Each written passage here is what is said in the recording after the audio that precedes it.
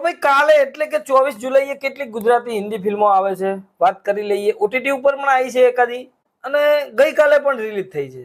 વાત કરીએ બધી જ. તો ભાઈ હિતુ કનોડિયા હિતેન કુમાર બંને લાયક નાલાયક લઈને આવી ગયા છે.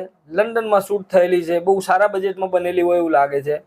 પણ ભાઈ આ ફિલ્મના શો નથી મને દેખાતા. આટલા મોટા કલાકારો, આટલી મોટી ફિલ્મ, તો પછી ફિલ્મના શો કેમ નથી? ફરી એ જ વાત આવી જાય છે. હજુ સુધી તો નથી વધારે જોવા મળતા.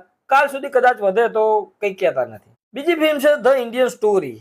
હવે આ ફિલ્મને કેટલા શો મળશે કેમ કે બહુ એટલો બધો પ્રચાર મને નથી દેખાતો. પણ ભાઈ ફિલ્મનો વિષય સારો છે. ફિલ્મનું ટીઝર ટ્રેલર મને સારું લાગ્યું છે, એટલે કદાચ આ ફિલ્મ જોઈ શકો છો. આગળ વાત કરું ઓટીટીની, તો ગુજરાતી ફિલ્મ ધરપકડ હવે ઓટીટી ઉપર આવી ગઈ છે, એટલે કે તમને સેમારું મી ઉપર જોવા મળી રહેવાની છે. સુપરસ્ટાર વિજય હવે તો સીએમ થઈ ગયા છે ભાઈ. ઘણી બધી વાર પોસ્ટપોન થઈ, અંતે રિલીઝ ના થઈ, ચૂંટણી પછી સીએમ બન્યા એટલે જાતે જ રિલીઝ કરી છે. આ ફિલ્મ તો લીક પણ થઈ ગઈ હતી કદાચ. તો તમે આ ફિલ્મ જોઈ છે કે નથી જોઈ એ કોમેન્ટ કરજો અને પેજને ફોલો કરી લેજો ફિલ્મોની માહિતી ગમતી હોય તો.